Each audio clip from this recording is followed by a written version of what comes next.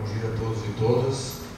Até antes de iniciar e passar a palavra ao Everton, só para colocar que tanto o ANDES quanto a FASUBRA quanto o SINASEF se manifestaram, fizeram uma nota conjunta e também entraram com ação civil pública com pedido de tutela provisória de urgência, né, com relação às medidas tomadas tanto pelo Instituto Universidade Tecnológica Federal do Paraná e o Instituto Federal de São Paulo.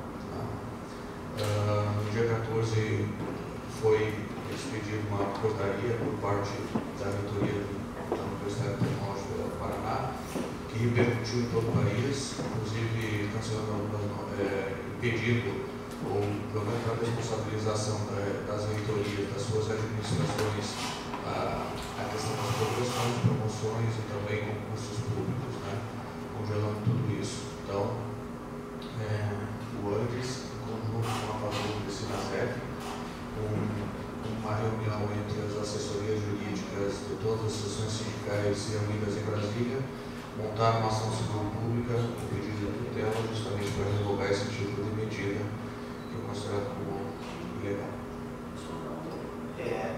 Em função dessa questão, nós convidamos, já enviamos o convite ao gabinete do reitor para que na Assembleia do dia 12, que é 14 horas, a primeira chamada, 14h30, a segunda, que na Assembleia do dia 12, então, a reitoria se faça presente para informes, né, para nos informar o que vai, enfim, o que a reitoria está pensando em fazer, em função de que todos temos acompanhado, né, os cortes aí de 43 milhões do orçamento da UFSC de 2020, e além disso também a própria reitoria já tem se manifestado, né, através de alguns expedientes.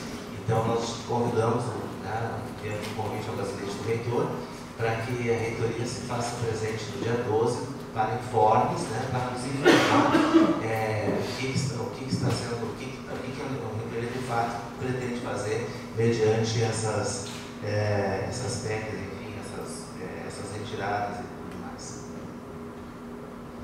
Também destacar que no dia 11 de fevereiro foi protocolada a pauta nacional da reivindicação do serviço dos servidores públicos, pedindo também uma abertura imediata de negociações, foi feita junto ao Ministério da Economia. Então, entre essas pautas aí tem um conjunto de questões que são discutidas, como reposição de termos, isonomia, benefício e paridade, antigo aposentado, direitos previdenciários, valorização do servidor público, direitos trabalhistas, liberdade de organização e manifestação, e pelo cumprimento de todos os acordos assinados com o governo federal. Então, essa pauta foi protocolada no 11 de fevereiro de 2020.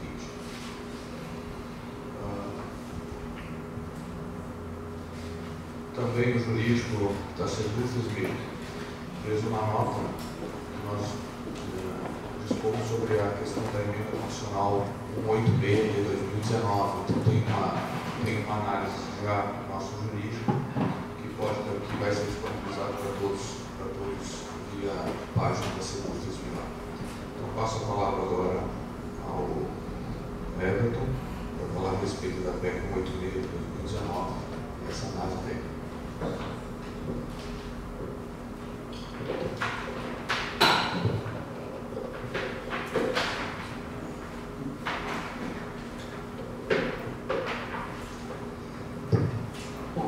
Bom dia, então, a todos e a todas. Então, o sindicato nos convidou para a gente falar um pouco sobre essa questão da proposta de emenda à Constituição 186, né, de 2019, que é uma proposta do governo Bolsonaro, apresentada ao Senado Federal em novembro do ano passado. Então, ela já está tramitando no âmbito do Congresso Nacional, né? Ela ainda não saiu da Comissão de Constituição e Justiça, apesar da CCJ já ter apresentado um relatório, né, talvez até mesmo precoce, já que existem propostas de substitutivos apresentados dia 18 agora, de fevereiro ainda, nessa PEC, né? Então talvez esse texto deste relatório, que baseou inclusive esse estudo, possa vir a ser alterado, inclusive no momento de ir à votação nas casas, né?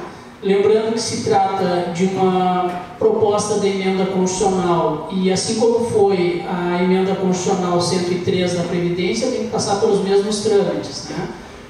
Tem que ser votado em 2 turnos, nas 2 casas do Congresso, com votação qualificada, quórum qualificado, né? 3/5 dos votos nas 2 casas para aprovação deste texto de alteração da Constituição Federal.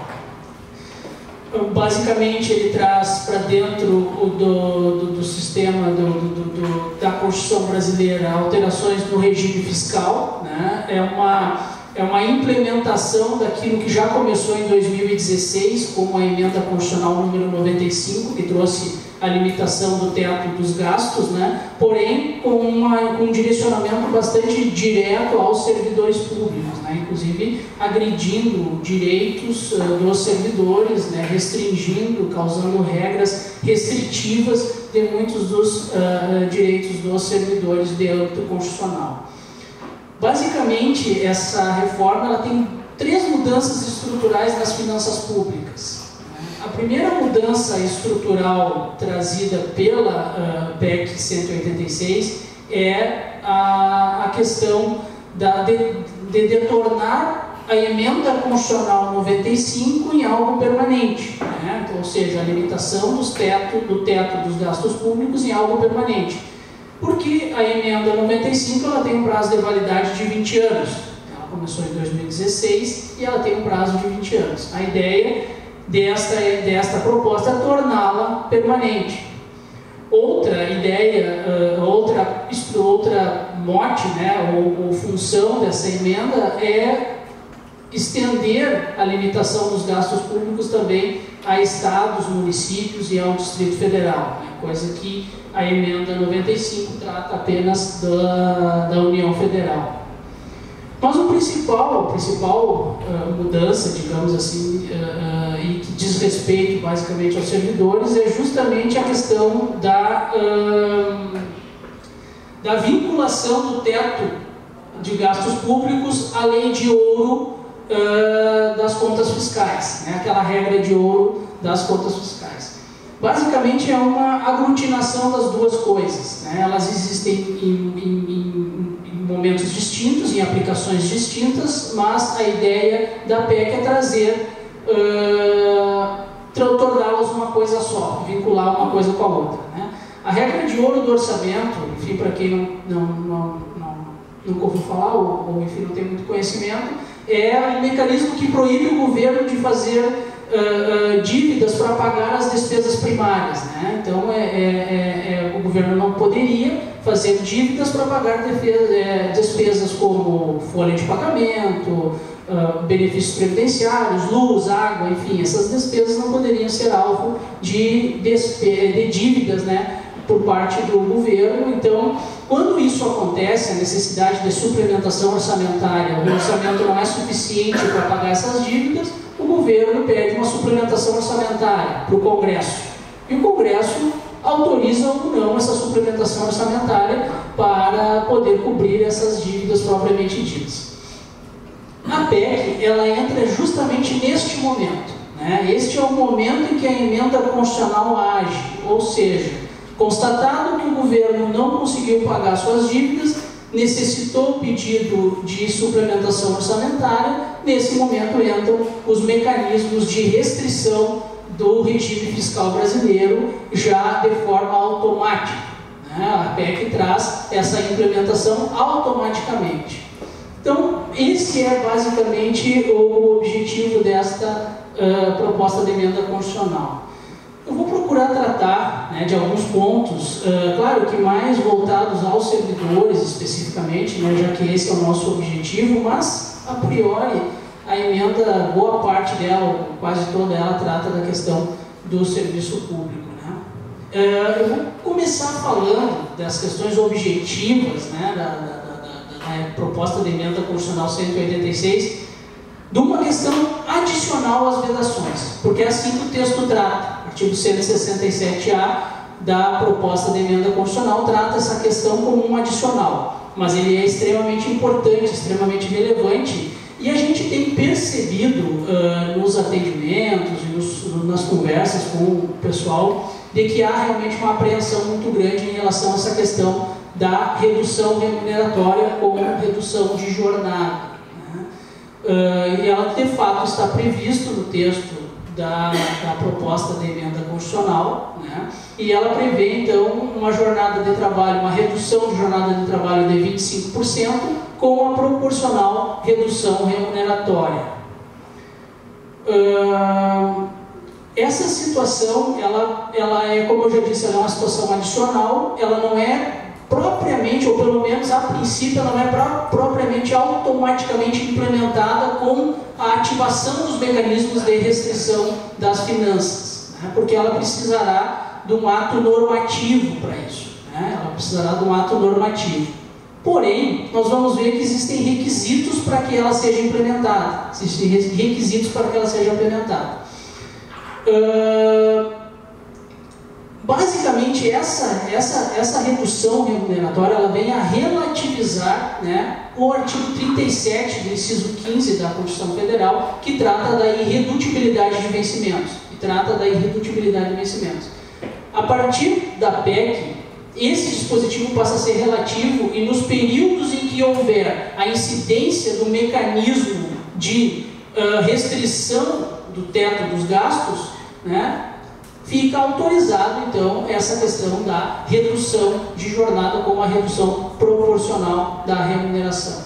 E quando vai acontecer, propriamente dito, a questão da redução remuneratória? Ela tem requisitos previstos na própria emenda.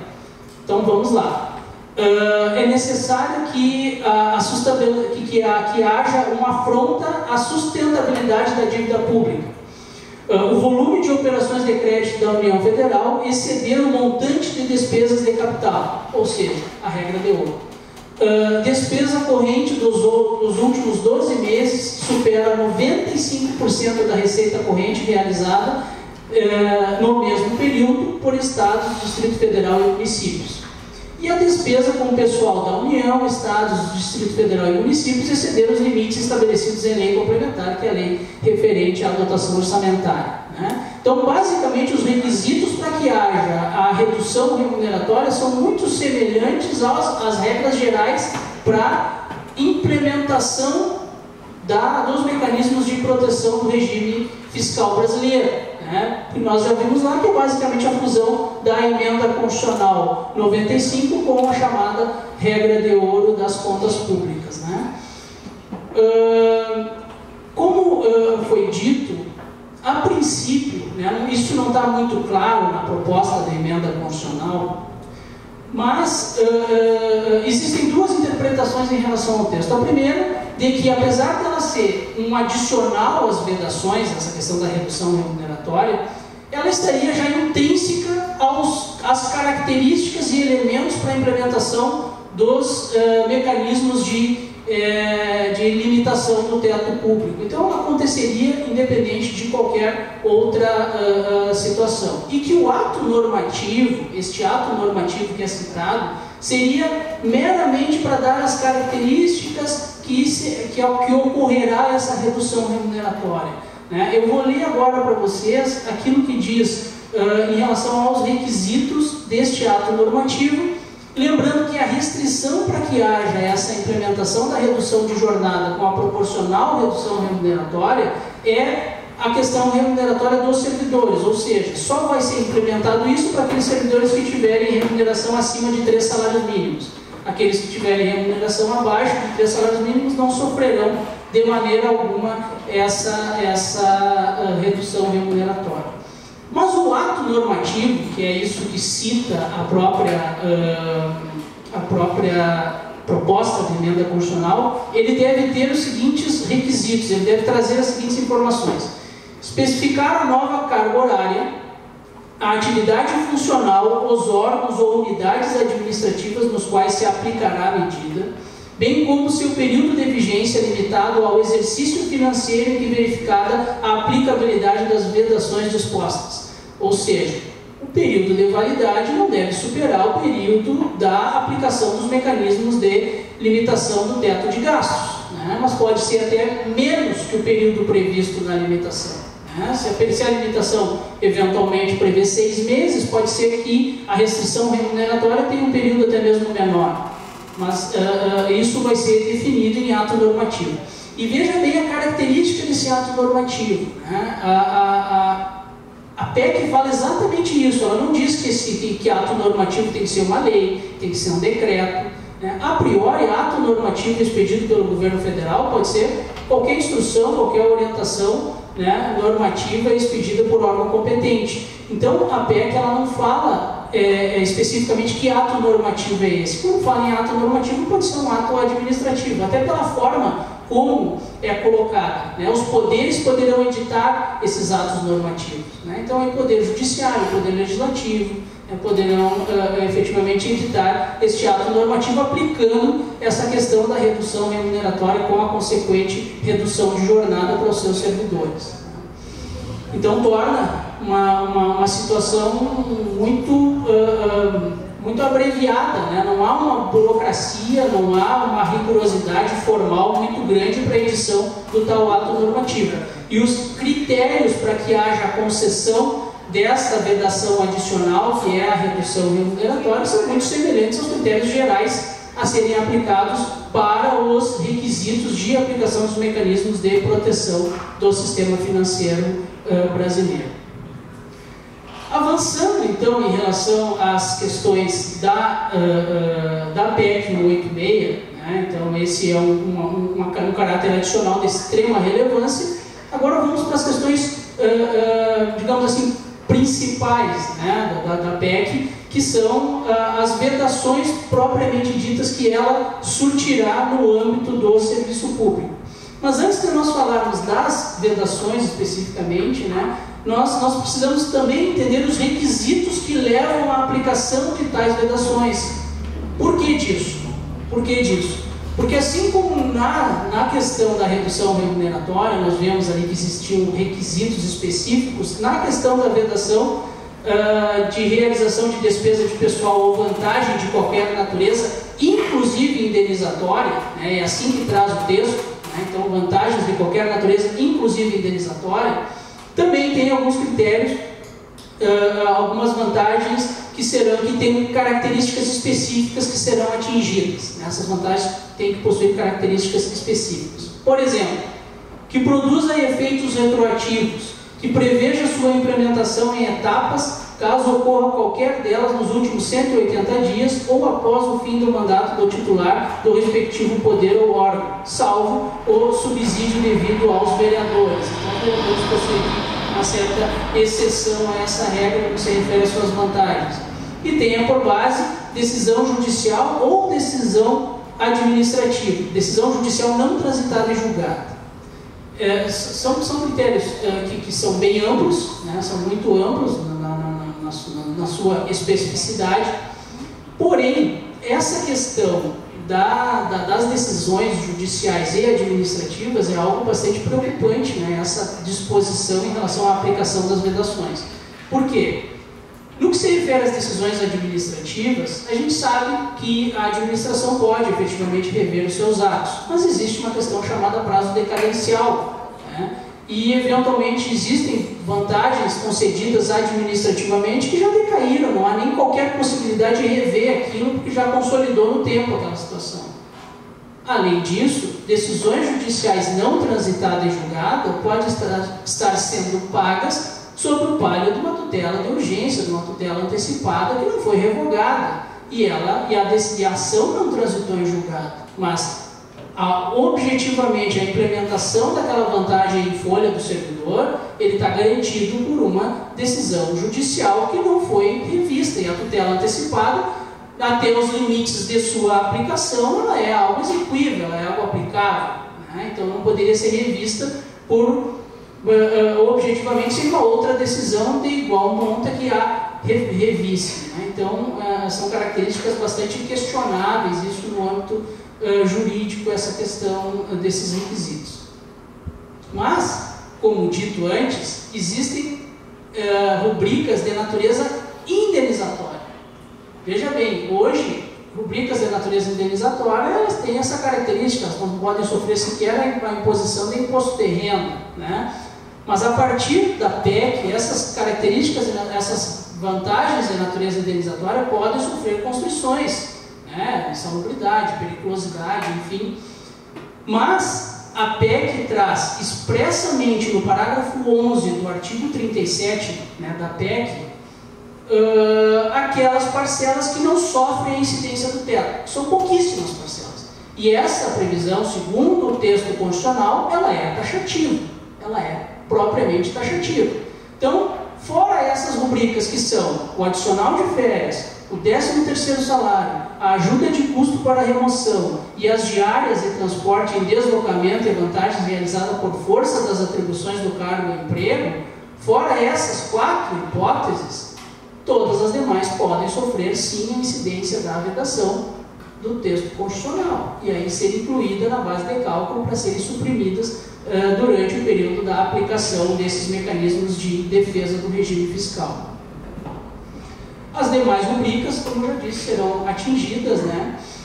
Uma outra situação que atinge basicamente os professores, né, e todos aqueles servidores que possuem situação diferenciada de férias é as férias de 30 dias. Então, a partir da edição da PEC, as férias serão de 30 dias, ressalvados os magistrados que já estejam no exercício da função e aqueles servidores que têm exercício como raio-x e essas características aí de radiação ionizante também possuem férias diferenciadas. Salvo essas hipóteses, os demais serão submetidos a férias de 30 dias.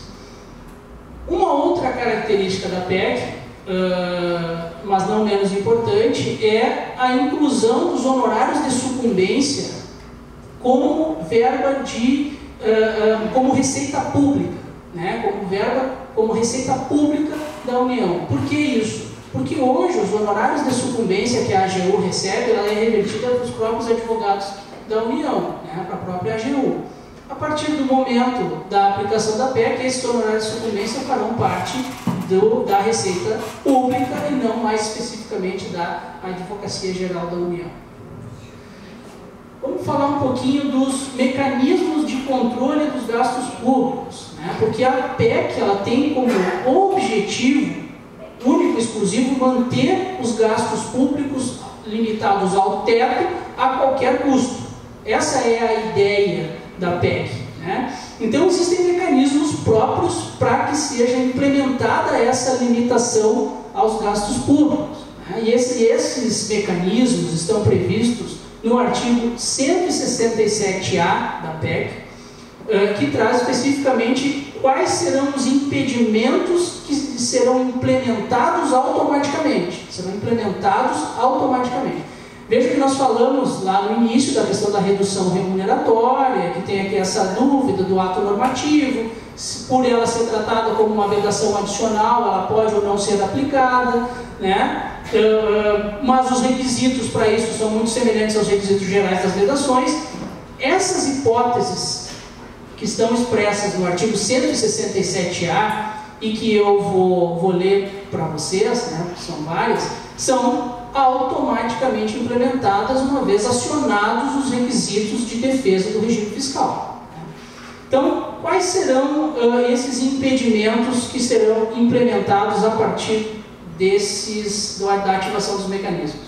Conceder a qualquer título, vantagem, aumento, reajuste ou adequação de remuneração de membros do poder ou do órgão, de servidores, de empregados públicos e militares, exceto os derivados de sentença judicial transitada em julgado ou de determinação legal anterior ao início da aplicação das medidas ora versadas.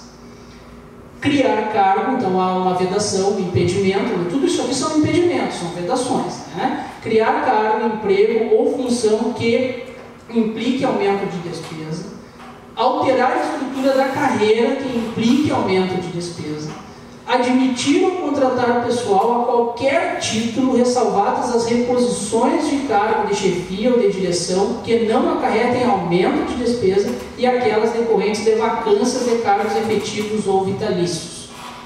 Realizar concurso público, exceto para as reposições de vacância previstas no item 4, aquele que eu li agora há pouco.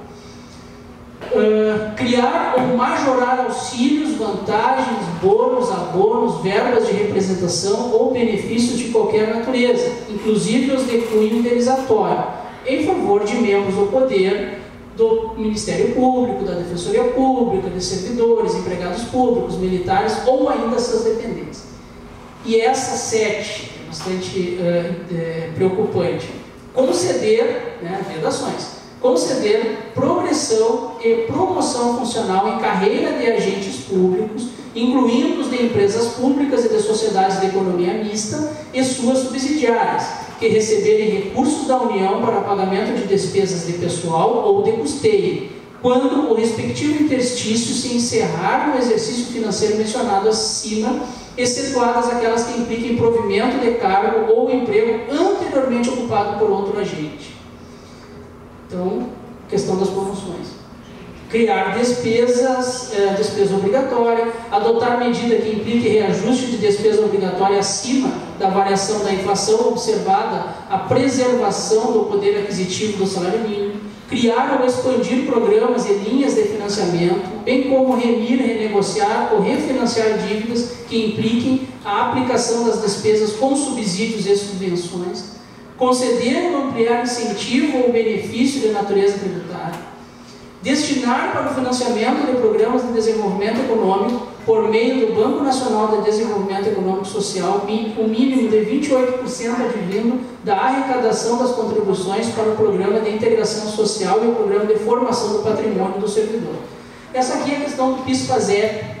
O artigo 239, parágrafo 1º da Constituição Federal, autoriza, determina que 28% da arrecadação do PIS e do PASEP seja revertido para ações sociais, programas sociais. Esses 28% estão vedados. No período de aplicação dos regimes não podem ser aplicados nessas questões de cunho social, esses 28% do PIS e do PASEP. Gostaria só de dar um destaque, claro que muitas dessas questões merecem destaque, mas eu vou tratar de uma especificamente que eu acho que é bastante preocupante, é essa questão das promoções e progressões funcionais.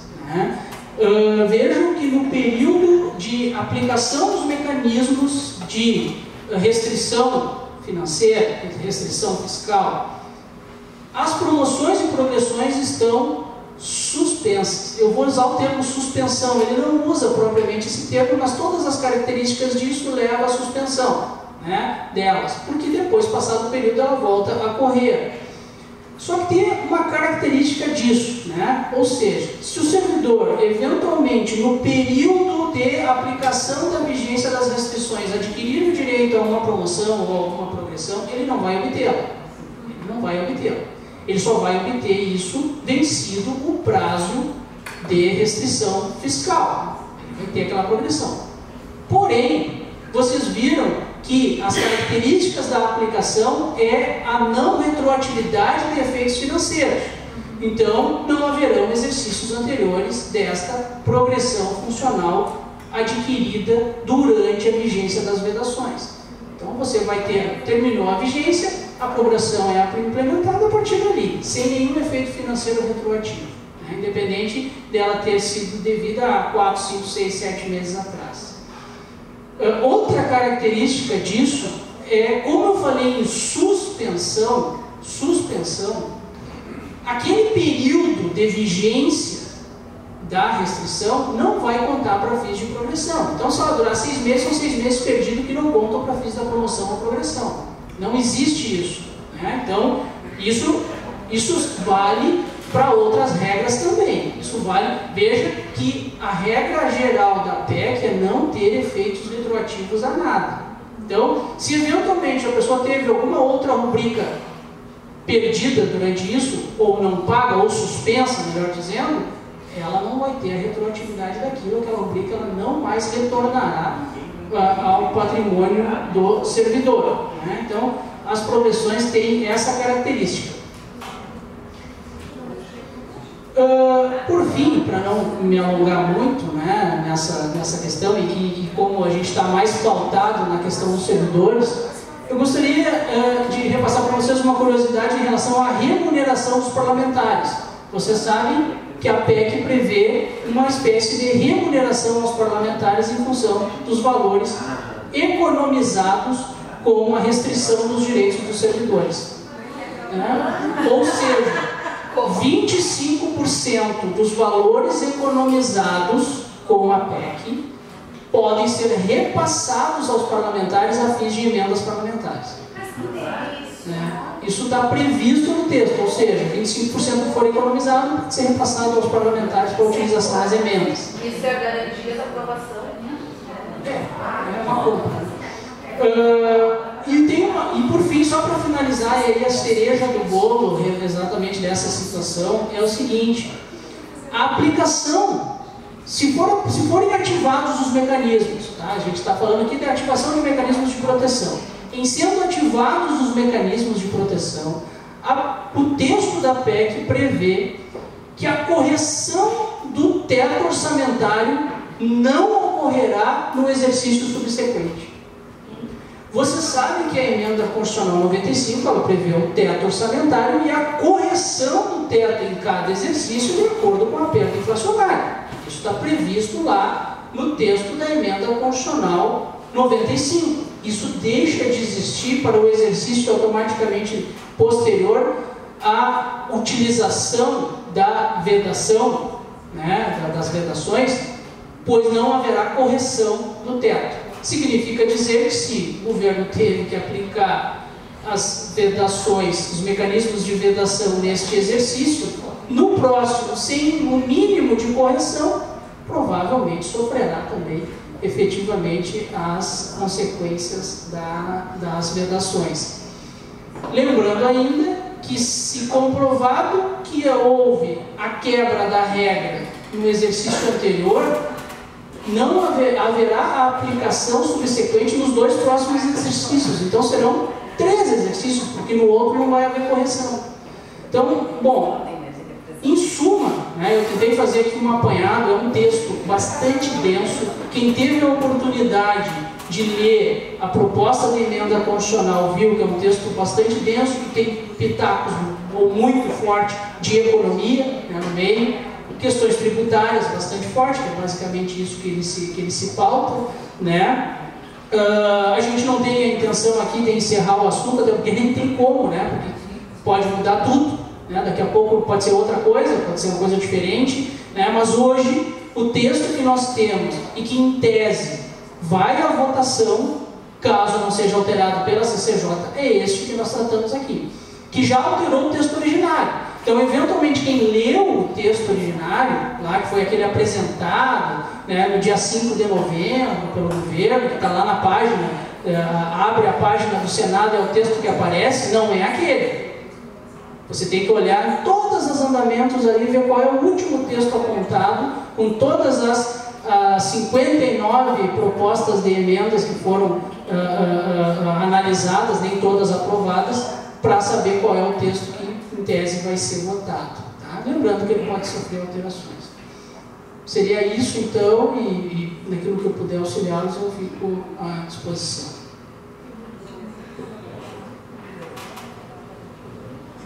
Bom, só para fazer uma complementação, não podemos esquecer que houve por parte do governo um alardeamento com relação à reforma da Previdência, e a justificativa dada com relação à reforma da Previdência era sempre a questão dos gastos públicos, que na realidade estava sendo feita a reforma da Previdência para permitir o crescimento econômico. Agora veio uma PEC emergencial 186 que visa, entre outras coisas, estrangular o serviço público, porque ela é diretamente atrelada aos serviços públicos, que vai afetar educação, saúde e segurança. Vem mais uma reforma administrativa que está sendo gerida ainda pelo governo, onde tem toda uma discussão em cima de um arcabouço, que alguns jornais já divulgam parcialmente, como a questão da estabilidade. O governo ainda cita que é apenas para os novos servidores. O Maia pressiona o governo pedindo a reforma da administrativa de forma emergencial também, mas o próprio governo abrindo mão e querendo não submeter agora, mas esperar um pouco, né, tem toda uma questão que precisa ser lidada pelo serviço público de como reagir a todas essas medidas, né? Essas ações de endividamento do Estado é todo um mecanismo de geração de dívida muito claramente explicado pela Maria Lúcia Fatorelli, da Auditoria Cidadã da Dívida, muito bem explicado, que existe todo um mecanismo de geração de dívida, de endividamento do Estado, e os servidores estão pagando essa conta, né? Nós não podemos esquecer disso, ou seja, a reforma da Previdência era uma saída, agora o aumento, a redução salarial que vamos ter a partir de março, né, em que se sai muitas vezes do pagamento de 11% para 14% de desconto. Então vamos ter uma redução salarial. Além dessa redução salarial, agora medidas que não permitam a progressão, que permitam a redução de jornada e de salário. Então são todas medidas que visam atacar o serviço público, principalmente os servidores da saúde, educação e segurança pública. Então agora nós vamos abrir para a plateia para fazer as suas falas. Pessoal, eu vou solicitar que todos respeitem o tempo de 3 minutos. Nós vamos controlar para dar direito a todos falarem igualmente 3 minutos, tá bem?